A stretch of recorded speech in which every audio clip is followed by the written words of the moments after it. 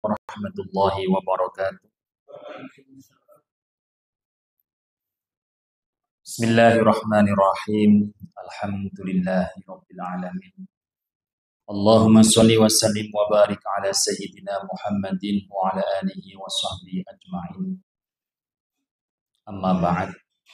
Sebelum kita memulai kajian pada malam hari ini, marilah kita hadiahkan Al-Fatihah terkhusus untuk musannaf kitab Matan Quyatul Taqrib dan seluruh para ulama amilin, para musannifin al-mukhlisin, para fuqaha.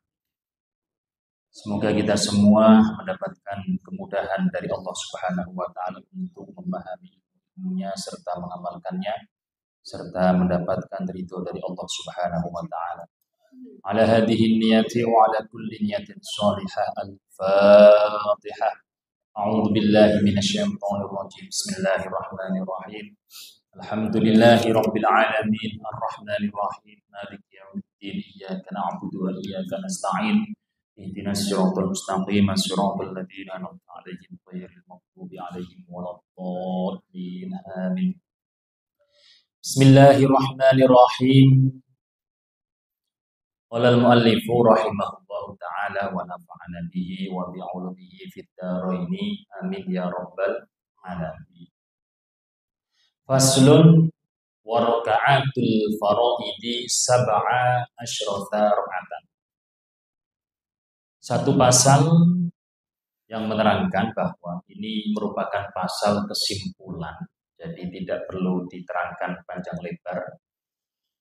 Jadi pasal ini menerangkan bahwa rokaat-rokaat sholat fardu, rokaat-rokaat sholat maktubah sehari semalam, sholat maktubah, sholat 5 waktu, zuhur, asar, maghrib, isya, subuh, ketika ditotal semuanya itu ada 17 rokaat. Sudah maklum ya, 17 rokaat, kecuali hari Jumat. Bagi yang melaksanakan Jumatan berarti dikurangi 2 menjadi 15 rokaat. Kecuali juga yang sedang bepergian kemudian melaksanakan sholat qashar. Nah, sholat qashar yang 4 itu dikurangi 2 berarti 17 dikurangi 6 sama dengan 11 rokaat. Fiha arba'un wa salasuna sajdatan wa arba'un wa tis'una takbiratan wa tis'atu tasyahudatin wa asyru taslimatin wa mi'atun wa salasun wa khamsuna tasbihatan. Di dalam sholat maktubah 5 itu ketika ditotal ada 34 sujud, 34 kali sujud, 94 kali takbir, 9 tasyahud, 10 salam.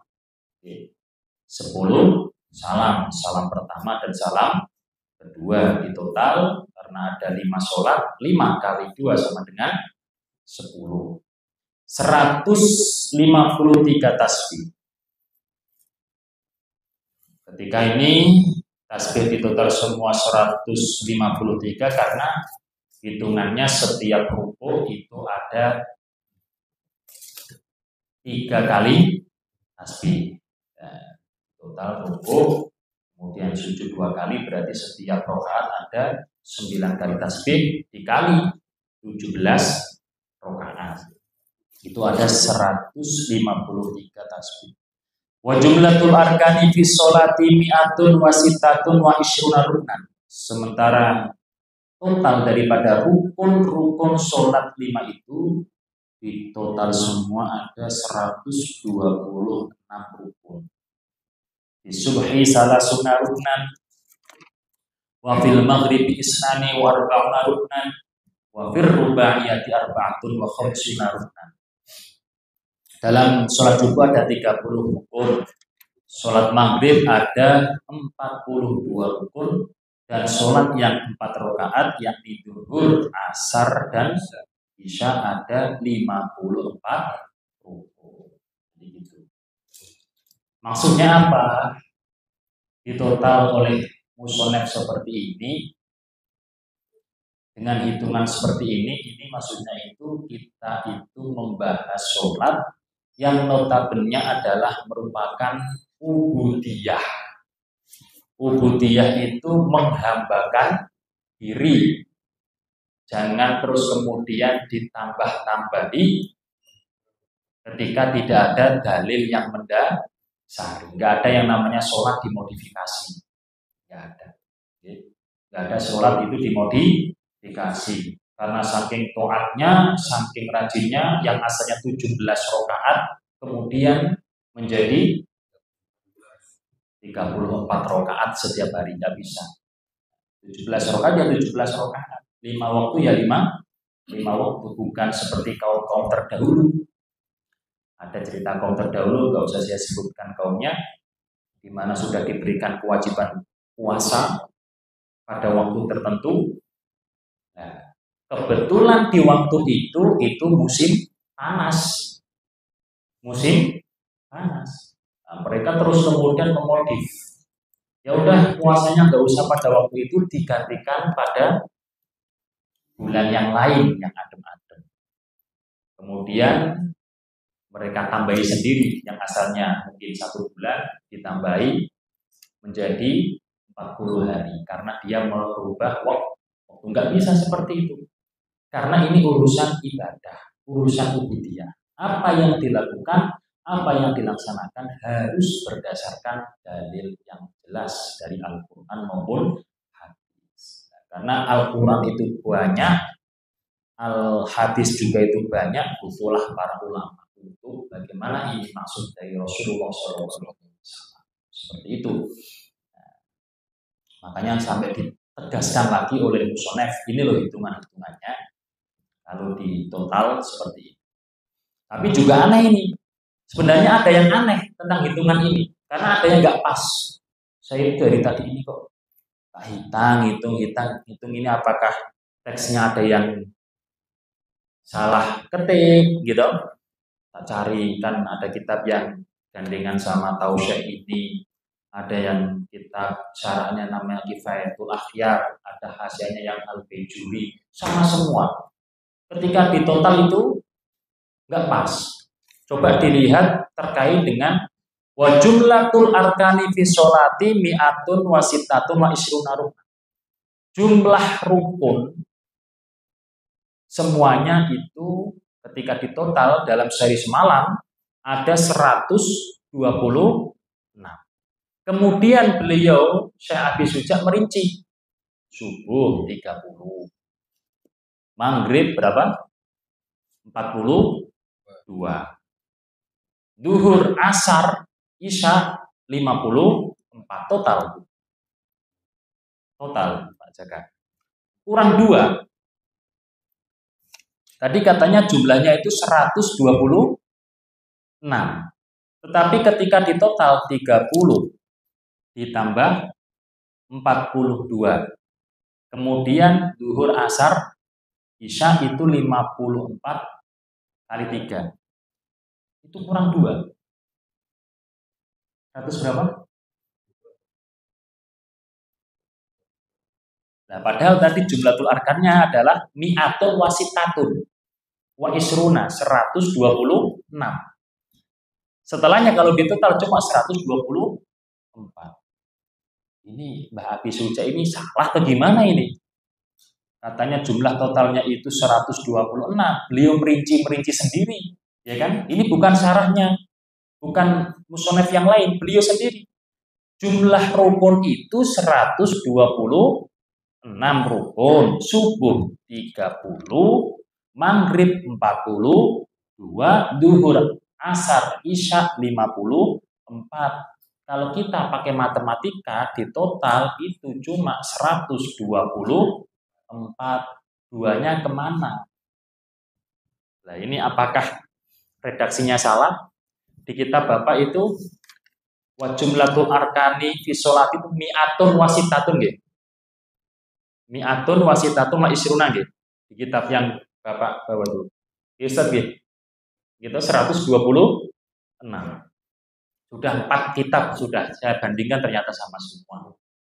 Nah, ini maksudnya itu Sampai maghrib itu maksudnya Mbak Abi Suja itu apa sih? Mau cari apa itu namanya buat teka-teki itu gimana? Lah, artinya itu urusan hitungan itu memang tidak bisa menjadi patokan. Karena kalau kita pilih sebelumnya, jumlah rukun itu ulama itu berbeda-beda dalam cara menghitung. Ada yang mengatakan 13, ada yang mengatakan 14, ada yang mengatakan 17, bahkan ada yang mengatakan sampai 20 lebih. Penghitungannya berbeda-beda. Dalam praktek setiap rakaat ada 2 sujud, ada yang menghitung 2, ada yang menghitung 1. Tapi prakteknya sama. Di dalam sholat ada banyak tomak ninah. Tomaknya di dalam ruku, i'tidal, sujud, duduk di antara 2 sujud, kemudian sujud lagi. Sudah berapa? Ada yang menghitung sendiri-sendiri, ada yang pokoknya tomak ninah dihitung 1, bahkan ada yang tidak menghitung. Tomaknya itu perkara yang melekat, nggak perlu dihitung menjadi rukun. Nah, berarti beliau memberikan pemahaman kepada kita, ini cuma hitungan. Ulama itu berbeda cara penghitungannya. Oleh karena itu, masalah ulama ini mengatakan berapapun, itu yang penting adalah praktek kenyataan pada waktu sholat. Jangan terlalu memperdebatkan masalah hitungan. Yang penting prakteknya sama. Yang penting prakteknya sama. Yang rukun itu mana atau yang wajib itu mana, yang tidak itu mana gitu. Tapi yang ini buatannya ulama kondang. Ulama kondang, ulama alim, ulama yang memang benar-benar banyak keberkahannya. Jadi tetap dikaji. Tidak bisa terus kemudian kita vonis, ya ini ulama gimana sih? Matematikanya kok buruk? Nggak bisa. Ini ulama gimana sih? Hitung-hitungannya apa jelek? Nggak bisa. Jadi banyak dari kiai saya urutan dari kitab apa ini namanya Matan Wahid Takrib itu, kalau kita pikir secara rasional itu memang kadang bolak-balik, tapi wong keramat berkahnya luar biasa. Ulama yang alim, ulama yang mempunyai kapasitas ilmu fikih utamanya yang luar biasa, tidak mungkin beliau ini tidak mengkaji kitab Matan Wahid Takrib. Kalau jurusannya fikih. Seperti halnya ulama yang alim dalam urusan nahwu shorof atau urusan lughat, tidak mungkin tidak mengkaji kitab jurumiyah. Itu kitab-kitab keramat itu. Meskipun semakin ke sini itu semakin sistematis, semakin terstruktur, tersistem dengan bagus, tetapi bagaimanapun juga masalah keberkahan tetap luar biasa orang-orang zaman dulu, karena saking ikhlasnya. Jadi, wah, zaman dulu dengan zaman sekarang ini lebih terstruktur sekarang. Secara ilmu dohirnya gitu, tapi buktinya lebih membekas, lebih bisa diterima di dalam hati karya-karya orang-orang terdahulu.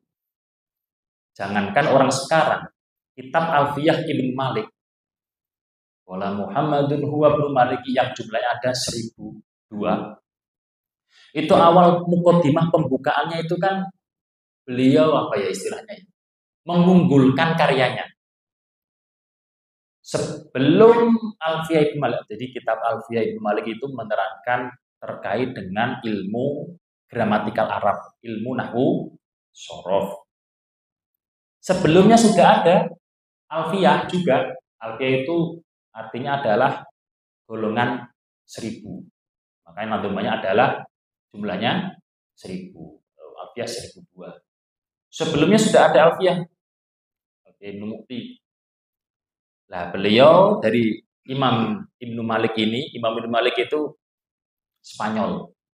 Dulu Islam itu kan sangat maju di Spanyol, dikuasai oleh orang Spanyol. Beliau mengunggulkan karyanya daripada karya orang terdahulu. Begitu kemudian beliau membuat nadoman yang terus kemudian mengunggulkan karyanya daripada karya ulama terdahulu, hilang semua. Apa yang ada di dalam pikiran beliau, hilang semua. Hilang semua, itu ulama loh. Apalagi orang yang ecek-ecek. Seperti saya ini, bukan seperti jenengan loh, seperti saya ini.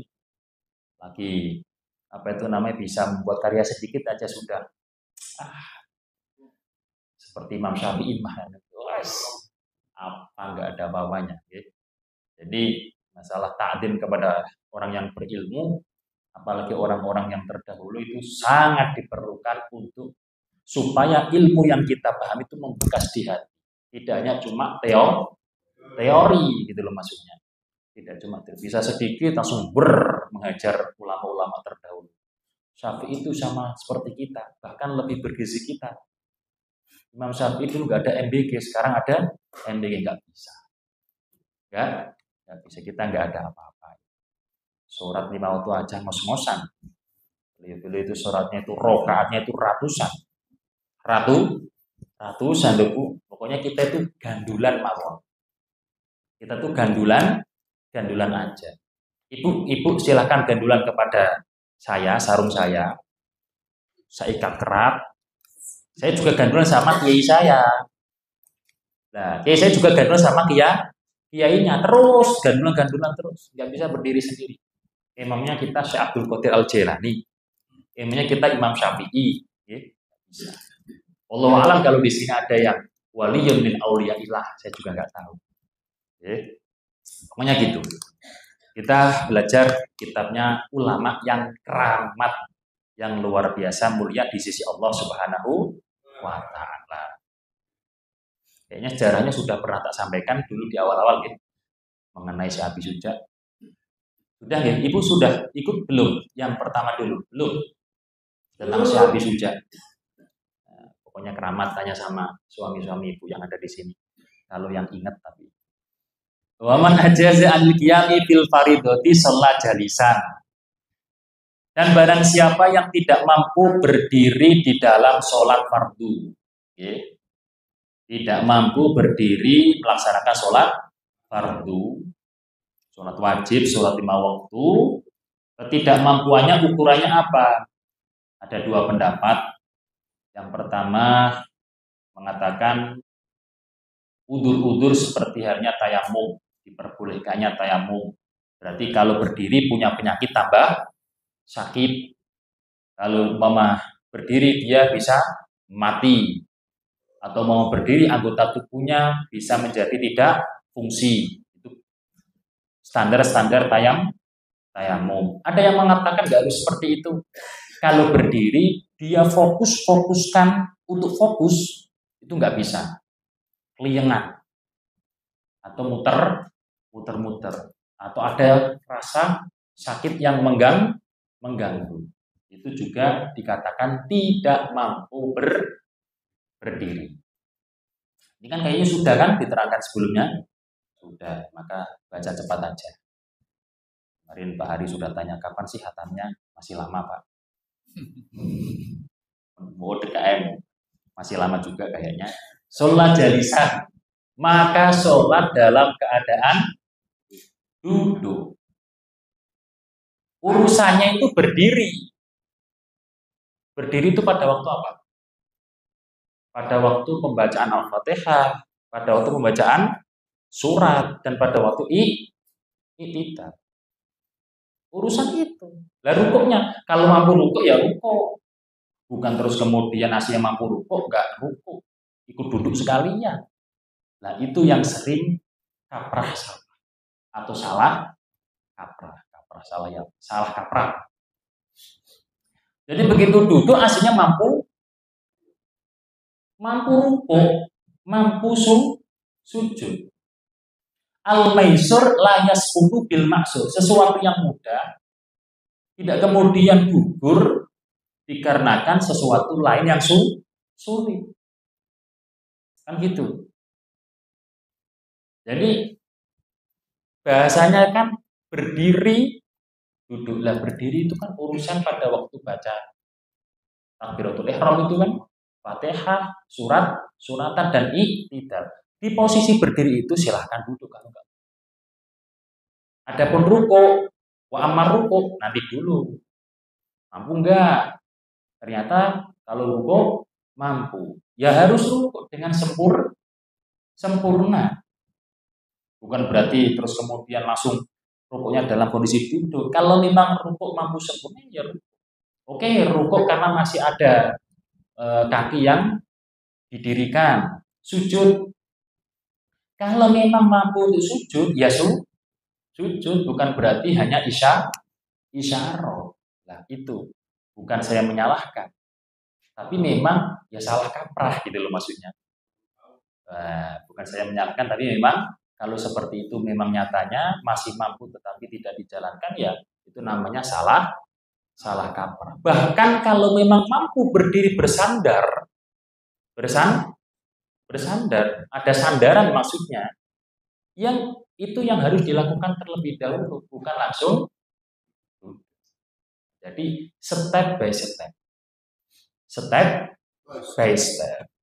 Sholat jalisan, duduk, sholat dalam keadaan duduk apapun boleh, tapi paling baiknya adalah duduk iftirosh, duduk sebagaimana seperti yang biasa kita lakukan dalam tasyahud awal. Wa man ajaza an julusi shalla muttaji'an, dan jikalau tidak mampu duduk baru sholat sambil tidur miring. Tidur miring berarti ya seperti halnya orang yang mati dimasukkan ke dalam liang kubur. Tidur miring, kepalanya itu posisinya di utara sono, kakinya di arah selatan. Terus kemudian dihadapkan ke kiblat. Dadanya dihadapkan ke kiblat. Bagaimana caranya? Dikasih bantal ataupun guling biar bisa menghadap ke arah kiblat. Lah sujudnya gimana? Rukuknya gimana? Loh, tidak harus tidur dulu terus loh. Kalau memang mampu rukuk sambil duduk, ya duduk dulu. Kalau memang mampu. Kalau memang mampu tidak keliengan, tidak mampu. Atau kalau memang mampu sambil mampu sujud secara sempurna, ya harus dilakukan. Kecuali memang tidak mampu dalam tanda kutip tadi, membuat sakit semuanya dan lain sebagainya, itu barulah dikatakan tidak mampu. Kalau memang terus kemudian tidak mampu tidur miring seperti itu, maka prakteknya adalah turun rumah, tidur terlentang. Tidur terlentang adalah prakteknya kepala di sono, kaki di sini. Agak ditinggikan kepalanya, agak ditinggikan biar bisa menghadap kiblat. Kalau masih tidak mampu seperti itu, diangkat-angkat juga malah susah payah, maka dia isyarat dengan topihi, dengan matanya, dan niat di dalam hati matanya atau kemudian atau kepalanya. Jadi isyaratnya biasanya langsung ditentukan mata ataupun kepala, bukan dengan isyarat anggota yang lain. Kalau masih mampu dengan anggota itu, kalau nggak mampu maka cukup dengan hatinya. Kalau memang hatinya sudah nggak ada, maka di situ tinggal disolat. Dengan urutan ketidakmampuan seperti itu, pahalanya tetap utuh sempurna. Kalau memang sholatnya melalui tahapan-tahapan yang seperti itu, sholatnya sah dan pahalanya sempurna seperti hanya sholatnya orang yang berdiri. Nah, kalau memang di situ sholat sunnah, kalau sholat sunnah kan agak longgar. Ketika mampu berdiri boleh duduk. Ketika mampu duduk boleh tidur miring. Ketika sebenarnya mampu tidur miring, ya nggak boleh tidur terlentang, nggak boleh, karena tidak diajarkan, tidak ada hadis yang mengajarkan sholat sunnah mampu itu sampai tidur terlentang, nggak ada. Polnya itu sampai tidur miring jikalau mampu. Nah, itu maka prakteknya adalah pengurangan pahala. Asalnya mampu, tapi dia karena memang mau menjalankan 100 rakaat sholat, kalau berdiri itu capek, maka di situ prakteknya dia sholat dalam keadaan duduk, pahalanya separuh. Bedanya kalau tidak mampu, maka pahalanya tetap utuh. Itu kemarinnya lagi dan sebelumnya lagi, kayaknya sudah saya terangkan secara detil. Sekarang masuk faslun fi asbabi sujudi sahwi wa hukmihi wa mahalli. Pasal menerangkan sebab-sebab sujud sahwi, hukumnya dan tempat atau posisi pelaksanaan sujud sahwi.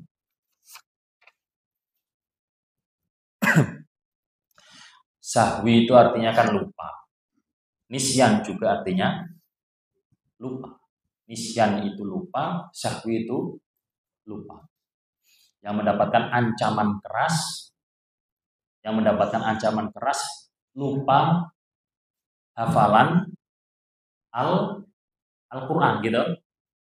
Yang orang yang lupa akan hafalannya Al-Quran akan mendapatkan ancaman keras atau dosa luar biasa dari Allah Subhanahu wa Ta'ala. Sudah hafal melotok, terus kemudian lupa.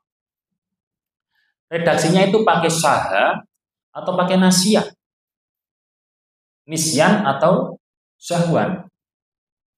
Ternyata ancaman bagi orang yang lupa terhadap hafalannya Al-Quran itu pakainya adalah nisyan, bukan syahwan.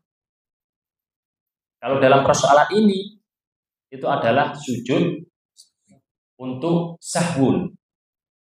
Nah, makanya diterangkan ada perbedaan pemakaian nisyan dan pemakaian sahwun. Nisyan itu lupa sampai pokok-pokannya. Nisyanu syai'i min aslihi bihaitu yuhtaju ilal khifdi min jadidin. Pokoknya lupa pol. Kalau dia mau menghafalkan harus seakan-akan menghafalkan mulai dari awal. Nggak ingat sama sekali. Nggak ingat sama sekali. Contoh, nah ini rata-rata sudah hafal, katakanlah umpama surat Al-Hakumut, surat At-Takatsur. Al-Hakumut Takatsur rata-rata sudah hafal. Terus suatu saat tiba-tiba lupa. Waduh, lupa. Imamin yakin ini molak-malik gitu kan. Lu yakin kalau sahabat alam itu molak-malik, sudah mau selesai balik ke atas lagi.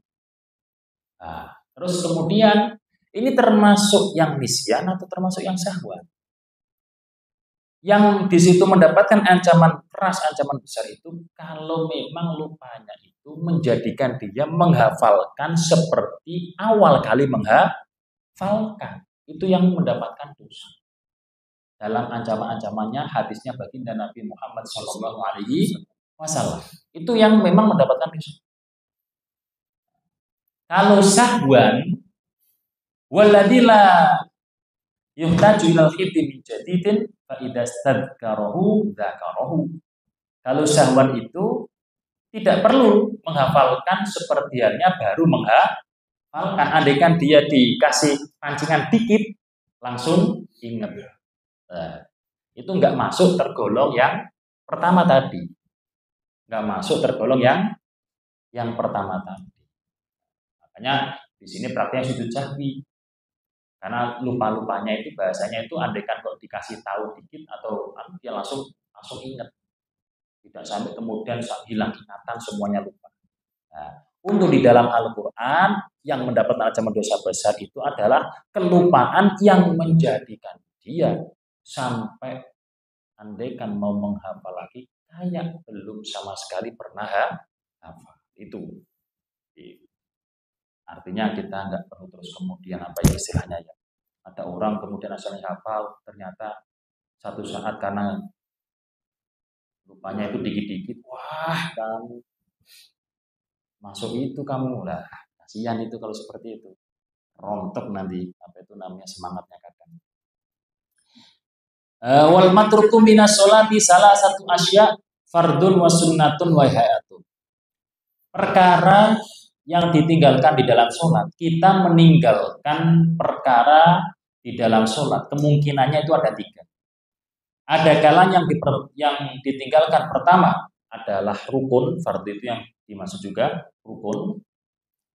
Ada kalanya sunnah, sunnah ab'ad, atau ada kalanya sunnah hayat. Kita tidak melakukan suatu perkara, anjuran maupun kewajiban itu ada kalanya salah satu dari 3 perkara. Ada kalanya rukun, ada kalanya sunnah ab'ad, ada kalanya sunnah hayat. Ini ada konsekuensinya masing-masing. Kalau kita nanti meninggalkan rukun bagaimana? Kalau kita meninggalkan sunnah ab'ad, sikapnya bagaimana? Kalau kita meninggal sunnah hayat juga bagaimana? Fal fardu la yanuqu anhu sujudus sahwi. Hal indakarohu wa zamanu qaribun atabihi wa bana alaihi wa sajada lisahwi.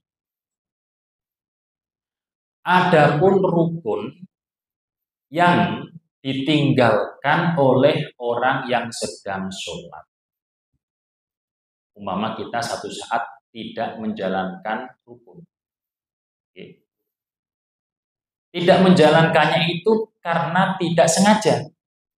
Kalau sengaja tidak menjalankan rukun, otomatis langsung sholatnya tidak sah.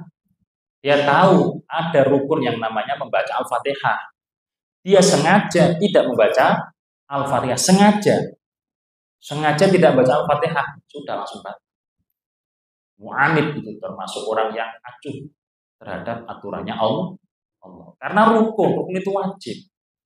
Nah ini praktek jikalau ada orang tidak menjalankan rukun karena lupa. Padahal rukun itu harus dijalankan. Lantas bagaimana? Gak bisa serta-merta hanya digantikan sujud sahwi, gak bisa. Gak bisa serta-merta hanya digantikan sujud sahwi. Makanya bahasanya la yanuqu anhu sujudus sahwi. Gak Fatihah. Sudah terlanjur ruku atau sudah masuk ke sujud, dia tidak Fatihah. Benar-benar ingat, tidak Fatihah. Maka bukan berarti kemudian nanti tinggal ganti sujud sahwi. Nggak bisa. Bal indakarohu ail fardo wa huwa fis sholati atabi wa tammat sholatu. Jadi tafsir. Jikalau terus kemudian dia ingat bahwa ada rukun yang ditinggalkan, dilihat-lihat ingatnya dia itu masih dalam keadaan sholat atau sudah selesai sholat. Masih di dalam 1 rakaat itu yang ditinggalkan atau setelah rakaat yang ditinggalkan. Andaikan jadi kita kasih contoh yang dia lupa itu membaca Al-Fatihah. Dia di posisi rakaat yang kedua katakan. Terserah rakaat pertama, kedua, ketiga, keempat terserah. Kita ambil contoh di rakaat yang kedua, dia sudah posisi sujud. Posisi sujud baru ingat dia tidak membaca Al-Fatihah. Masih di rakaat yang sama. Masih dari 1 rakaat yang sama. Maka apa yang dilakukan? Selama dia tidak makmum. Selama dia tidak makmum urusan makmum nanti dulu.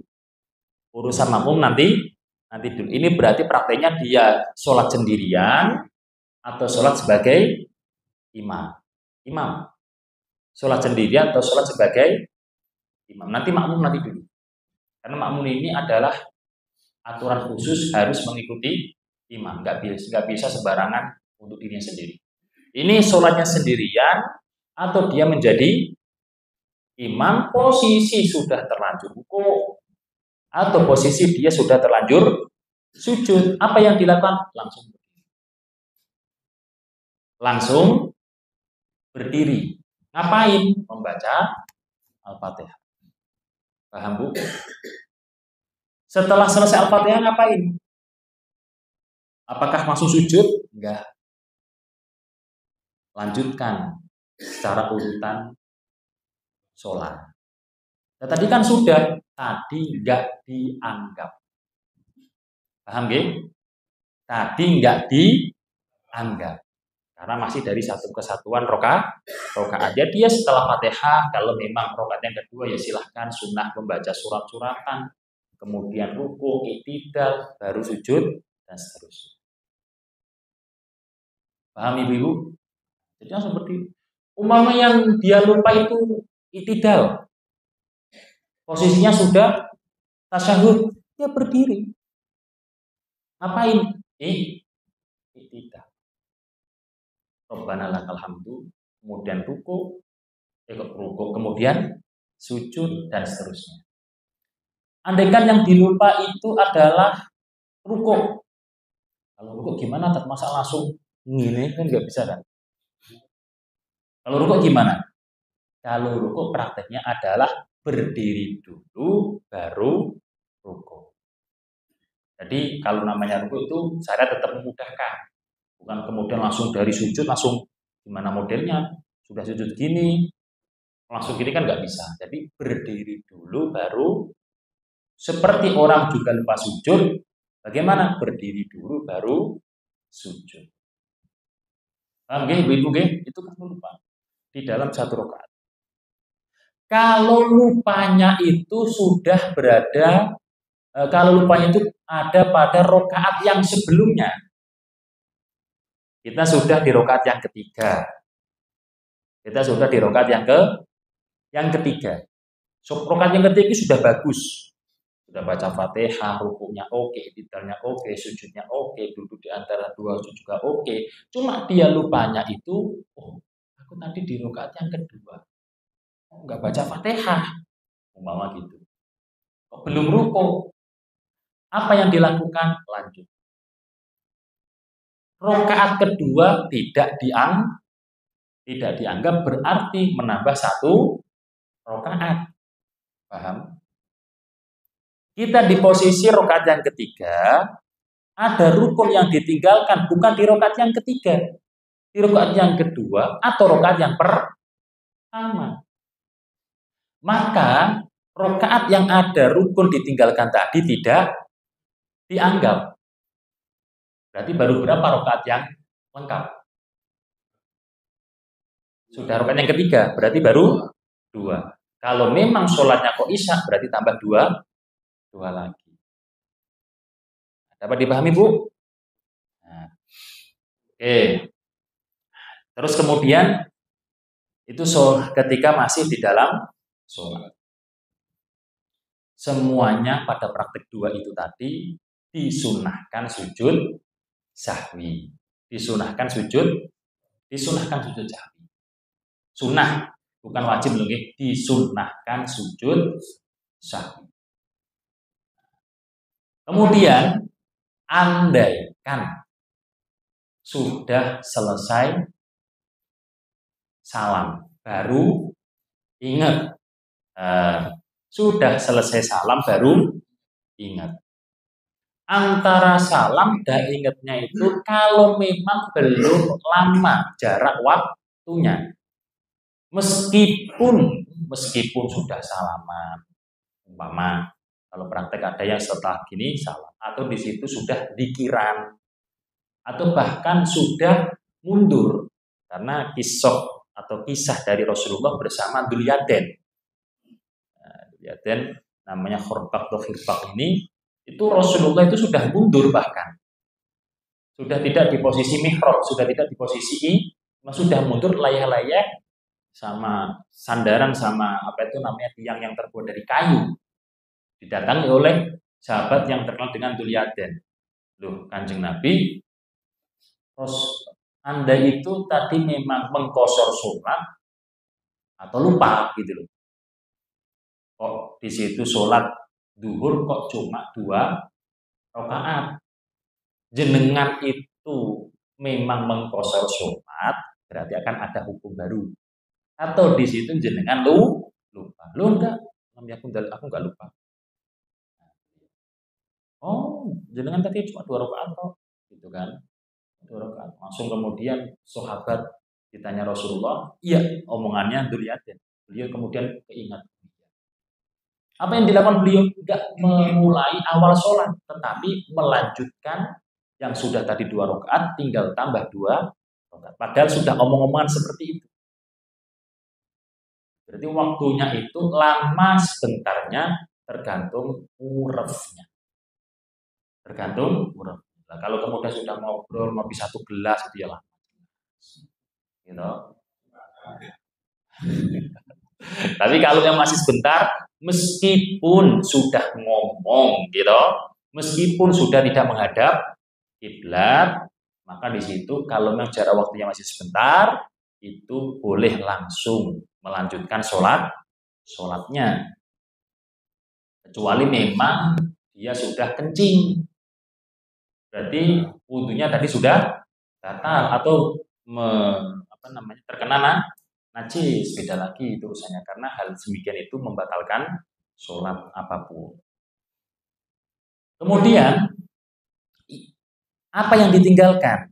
Kalau memang yang ditinggalkan itu adalah rukun di rokaat yang terakhir, rokaat yang terakhir katakanlah rokaat yang keempat dari sholat zuhur, yang ditinggalkan adalah rukuknya, maka dia langsung kan di posisi berdiri dulu, langsung rukuk menyelesaikan, nanti kemudian sujud sahwi. Sujud sahwi. Gitu. Kalau memang di situ prakteknya adalah lupanya di rokaat sebelum yang terakhir, rokaat ketiga, kedua, ke-1, maka apa yang dilakukan? Menambah 1 karena sudah lewat. Nah, gitu. Jadi itu, kalau memang prakteknya itu setelah salam taunya, dan pada posisi itu dia imam atau dia orang yang sholat sendirian, sunnah sebelum salam melaksanakan sujud sahwi. Tuh, kalau imam atau orang yang sholat sendirian, bagaimana nasibnya makmum? Bagaimana nasibnya makmum? Nah, kalau ruku ya kelihatan bisa mengikuti. Kadang itu Fatihah.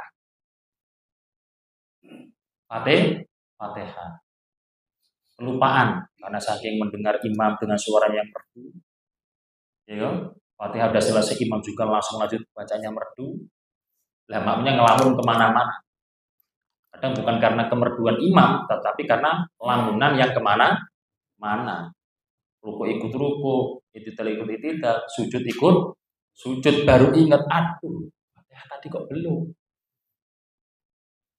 Yakin belum melaksanakan Al-Fatihah. Apa yang dilakukan makmum? Apakah kembali?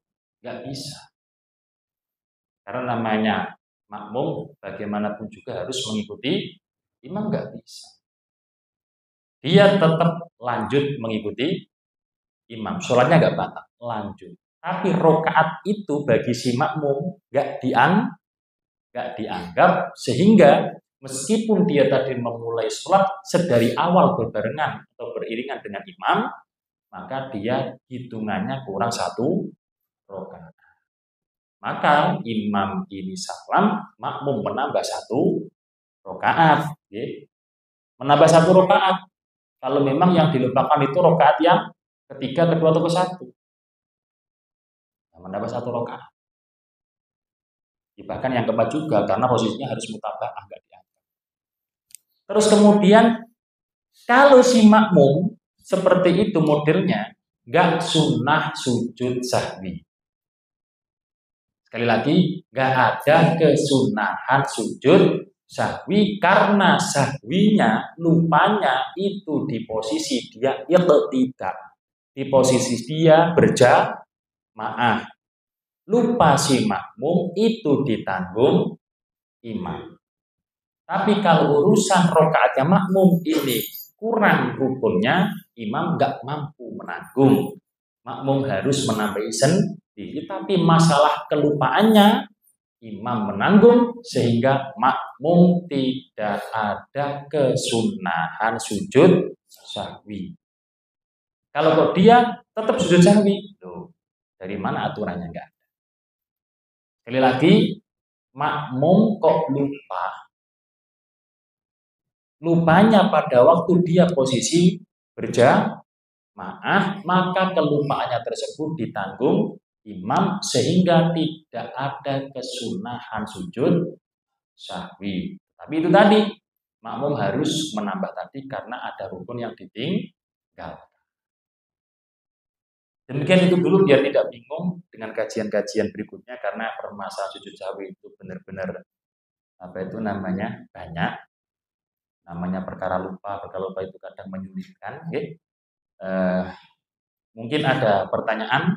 Jadi kita sudah membahas satu persoalan yaitu rukun jika ditinggalkan itu bagaimana hukumnya dan bagaimana menyikapinya. Monggo kalau ada yang bertanya. Belum nanti kita membahas terkait dengan sunnah ab'ad yang ditinggalkan, sunnah hayat yang ditinggalkan, dan praktek sujud sahwinya itu bagaimana. Monggo kalau yang ada yang bertanya. Atau sudah paham semua? Kita lanjut. Nah, silakan Ibu. Waalaikumsalam warahmatullahi wabarakatuh.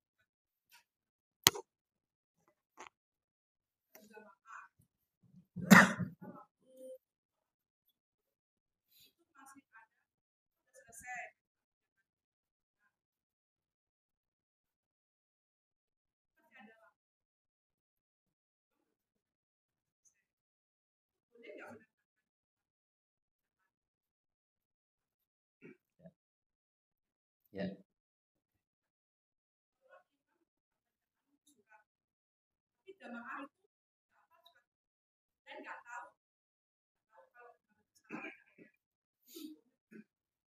Maksudnya selain Al-Fatihah. Ya, setelah Al-Fatihah.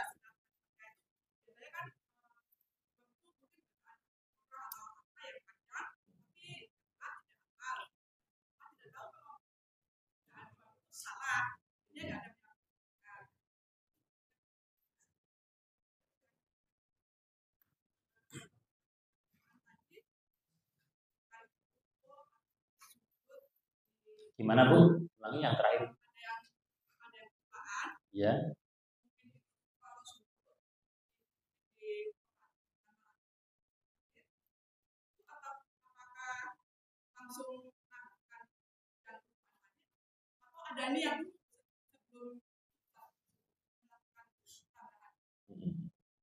Terima kasih. Yang pertama, orang sholat berjamaah, dianya sudah selesai membaca zikirnya, tetapi imam belum selesai. Sekali lagi, tidak ada yang namanya sholat itu melamun. Tidak ada sholat namanya melamun. Ada kalanya prakteknya kita membaca antara zikir, doa dan bacaan Al-Qur'an. Kalau kita tidak membaca berarti kita mendengarkan bacaannya imam. Jikalau kita sudah selesai terlebih dahulu, terus kemudian imam belum selesai, maka sangat tidak masalah kita menambah zikir itu. Utamanya zikir yang masyru' di posisi itu.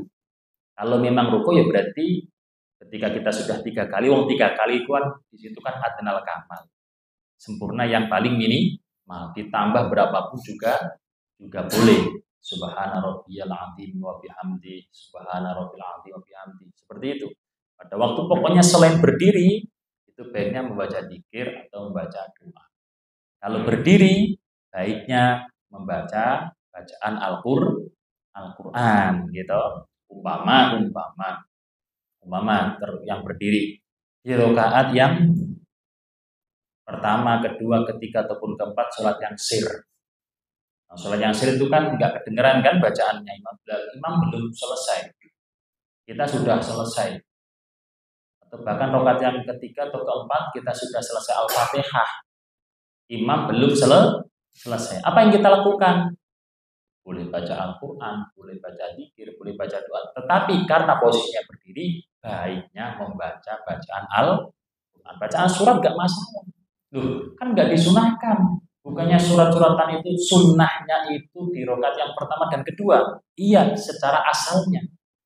Tapi pada posisi tertentu, contohnya adalah seorang makmum ini sudah selesai duluan Al-Fatihah, imam belum selesai, maka sunnah bagi makmum untuk mengisi kekosongan itu membaca ayat-ayat Al-Quran. Bukan kesunahan yang sedari awal, tapi karena ada sesuatu atau karena keadaan. Itu yang pertama, Bu, ya. Terus yang kedua tadi apa, Bu? Nah, imam lupa bacaan surat. Sementara makmum nggak tahu. Kok makmum tahu kalau imam lupa?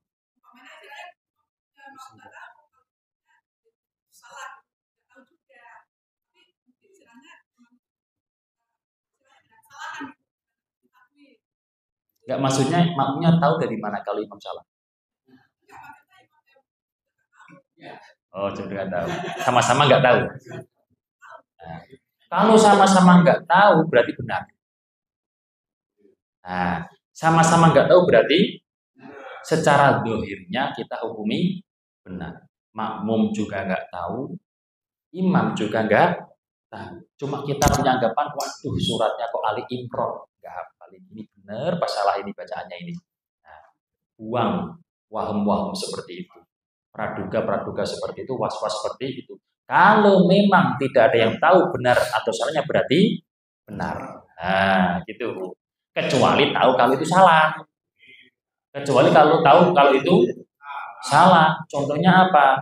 Imamnya bulat. Jadi dari baca ini balik lagi ke depannya. Baca ini terus diam, balik lagi diam, balik lagi. Wah, ini berarti nggak beres ini. Nggak beres. Imam yang profesional loh. Kok imam profesional? Ganti surat aja nggak usah malu-malu. Gitu. Ganti surat aja nggak usah malu-malu. Kalau memaksakan itu, mohon maaf. Kalau memaksakan ayat atau surat yang ternyata tidak benar, berarti bisa dikatakan ayat Al-Quran nggak? Itu pernah pembahasan pada waktu belum ngaji Nadum Zubat itu, awalnya kesunahan. Tetapi ketika keliru bisa menjadikan pembatalan sholat. Contohnya apa? Membaca surat-suratnya itu hukumnya sunnah. Yang sering Al-Fatihah ini kan hukumnya sunnah. Dia baca surat, tapi suratnya keliru. Namanya surat keliru itu kan tidak bisa dinyatakan bahwa itu ayat Al-Quran. Kalam biasa. Sementara sholat nggak boleh ngomong-ngomongan kalam biasa. Itu nanti ikutnya adalah pembatalan sholat yang kemarin. Ngomong selain doa, selain zikir, selain bacaan termasuk banyak atau termasuk sedikit kemarin pertemuan sebelumnya. Nah, kalau banyak bagaimana, kalau sedikit bagaimana gitu kan? Oke. Makanya harus hati-hati. Kalau memang sudah terlanjur keliru, nggak bisa mengingat lagi ya ganti ayat aja. Daripada bingung. Sementara maksudnya juga nggak hafal. Langsung ngambil surat Al-Kahfi. Wah, ya memang Al-Kahfi sering didengar tapi lupa. Itu yang kedua tadi, Bu, ya. Kemudian yang ketiga adalah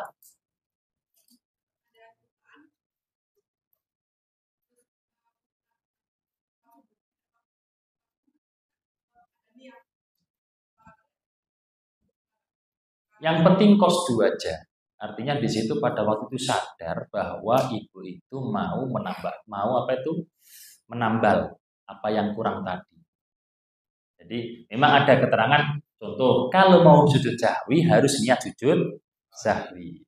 Yaitu otomatis terus kemudian kalau kita ingat seperti itu ya langsung balik, kan posisi kita sadar bahwa ada yang kurang dan kita mau membenahi. Udah gitu aja. Yang penting ada kosdu. Kosdu itu ada bentuk kesengajaan. Bukan terus kemudian tiba-tiba atau refleks, tapi ada bentuk kesengajaan. Dari tadi ada kesadaran bahwa ada yang kurang, okay? Terus kemudian kita melakukan pembenahan atau penambalan yang kurang. Kosdu aja seperti itu sudah cukup. Enggak terus kemudian repot-repot atau sulit-sulit niat untuk enggak. Karena ada yang kurang tadi. Yang wajib untuk ditambal atau dibenahi. Apanya yang nggak salah, Bu?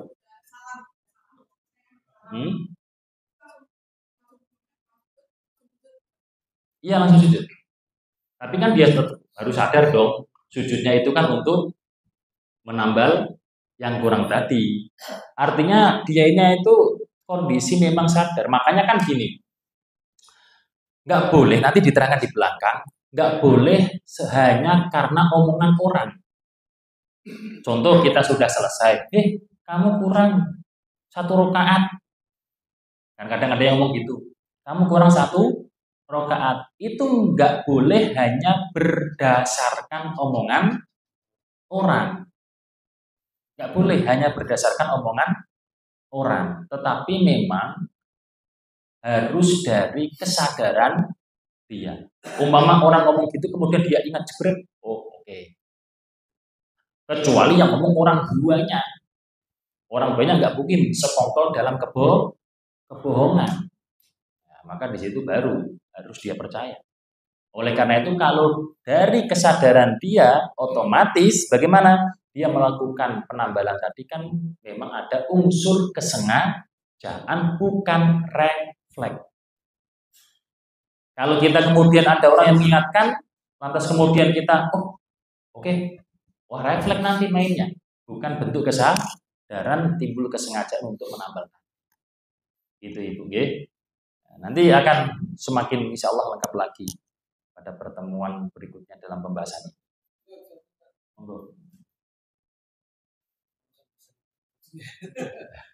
Kalau memang si imam sholat selesai ya, dia itu baca Fatihah kita kan si imam dia maka memang kita langsung ikut imam selesaikan Fatihah dulu. Terus yang kedua, kalau memang imam kadang-kadang kan keder sholat ini sama asli kan, ilal ladzina amanu. Iya. Dibaca surat Fatihah ini kan ajrun ghairu mamnun. Terus dibaca ilal ladzina amanu wa amilus sholihati wa tawassaw bil haqqi. Itu surahnya surah seperti ini gitu. Ada yang keder begitu. Kita mendengar dia tidak langsung gitu. Itu gimana Ustaz? Terima kasih. Yang pertama, imam baca Al-Fatihahnya cepat. Gitu. Baca Al-Fatihahnya cepat. Padahal kita sudah mengikuti imam itu setelah takbiratul ihram umpama. Kita baru baca santai iyyaka na'budu wa iyyaka nasta'in, imam sudah ruku. Apa yang kita lakukan? Waktu kadar membaca Al-Fatihah itu tidak dipandang dari imam, tidak dipandang dari makmum, tapi dipandang dari umumnya. Umumnya. Orang seperti itu, makmum seperti itu tadi, posisi dia baru iyyaka na'budu wa iyyaka nasta'in. Imam kemudian langsung ruku. Masbuk atau muafiq? Masbuk atau muafiq? Kalau memang ini imam itu kecepatannya itu MotoGP, ya kan, cepat. Padahal tadi masalah waktu pembacaan Fatihah tidak memandang dari bacaan cepatnya imam atau lamanya imam dan dari si makmum, tetapi umumnya. Mestinya kalau mulai masuk sholat setelah takbiratul ihram itu mestinya minimal dapat Al-Fatihah sempurna. Maka ketika seperti itu praktek dari seorang makmum menyelesaikan Al-Fatihah meskipun imamnya sudah ruku, karena tidak dinamakan masbuk, makmum ini dinamakan muaf. Jangan sampai ketinggalan Apanya? Jangan sampai imam itu sampai yang kedua ya. Yang ketiga. Berarti kan Iya. Itu rukun yang ketiga tawil, sehingga tidak sampai di rakaat selanjutnya. Kalau di rakaat selanjutnya barulah terus kemudian harus sudah langsung mengikuti posisi imam dan rakaat makmum tidak dianggap. Oke. Adapun tadi masalah bulat Atin taruh di asr, asr taruh di atin. Illal ladzina amanu wa 'amilus sholihati wa tawassaw bil haqqi wa tawassaw bis sabr ditaruh di watin. Illal ladzina amanu wa 'amilus sholihati taruh di wal asr. Nah, ini kan berarti ada kembuletan, ketidaksinkronan ayat. Nah, ini apakah dinamakan ayat seperti ini? Karena tidak pas di suratnya. Nah, maka itu adalah sudah keluar dari bentuk ayat Al-Quran. Kembalinya itu berapa kalimat, berapa kata. Kalau memang di situ masih tergolong sedikit kata, maka di situ karena itu tidak ada unsur kesengajaan, tidak membatalkan sholat. Kalau kemudian termasuk banyak kata, yaitu lebih dari 4 kalimat, nah, ketika disengaja, maka di situ bisa membatalkan sholat. Kembalinya kepada situ, pembatalan disebabkan mengucapkan sesuatu yang bukan termasuk doa, bukan termasuk zikir, bukan termasuk bacaan atau Al-Quran di dalam sholat. Itu Ustaz. Sama saya seperti itu.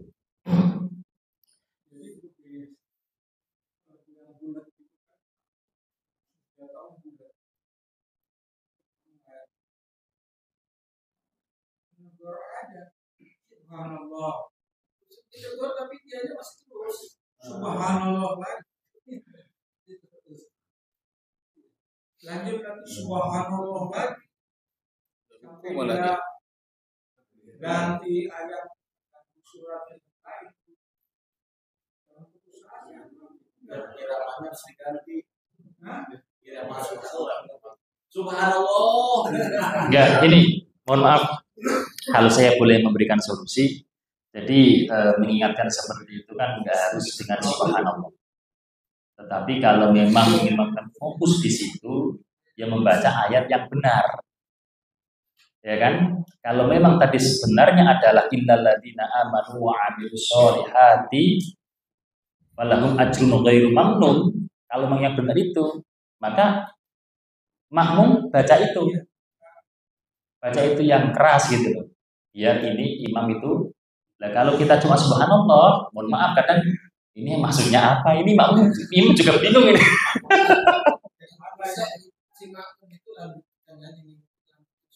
Lanjutin surat itu. Jadi kalau memang masih seperti itu, boleh mengikuti imam. Kita husnudon imam ini memang dalam keadaan tidak tahu, boleh kita mufarokoh, memisah dari jamaah. Jadi pada posisi-posisi yang mungkin imam ini masih mendapatkan toleransi sholatnya tidak batal, maka kita tetap boleh mengikuti. Kalau imam bacaannya nggak benar, Bapak Fatihahnya gitu nggak pas sama kita gitu sebagai imam, boleh nggak kita mufarokoh? Banyak yang salahnya gitu. Alhamdulillah alam Al-Manirongi antara hak sama kok itu kan berbeda. Boleh nggak kita mufarokoh keluar dari dia? Ya boleh saja. Boleh. Sekarang kan kita ya di satu tempat kita sholat bacaan Fatihahnya ini banyak salah gitu kan. Bismillahirrahmanirrahim. Iya, memang ada. Amin. Alhamdulillahirabbil alamin. Ar-Rahmanir-Rahim. Itu bacaannya kan lahan. Iya kan? Boleh Ustaz. Boleh. Apalagi di situ posisinya memang kita nyatakan dia itu tidak sah sebagai imam untuk diri kita. Jadi orang yang di situ mohon maaf pembacaannya keliru. Kalau memang mampunya seperti itu, masih ada makmum atau jamaah lain yang bisa lebih benar, ya maka di situ tidak sah menjadi imam. Itu kalau memang benar keliru loh. Kalau bedanya kalau memang sebenarnya standar. Kalau standar mah nggak masalah. Kalau standar itu mah nggak masalah, siapapun silakan menjadi imam. Tapi memang ada rentetan yang paling utama. Kan gitu.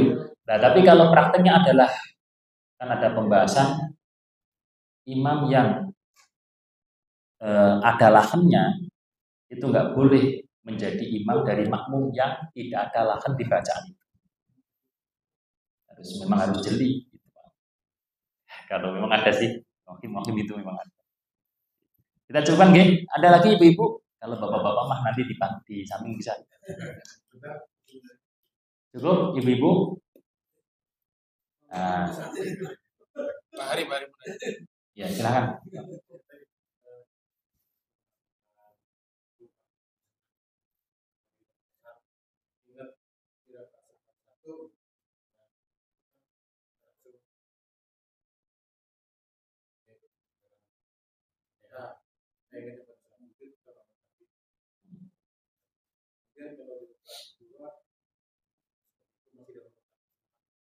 Kita lupa nih baru sadar bahwa di tadi ya yang di itu statusnya sebagai kedua atau kita nambah setelah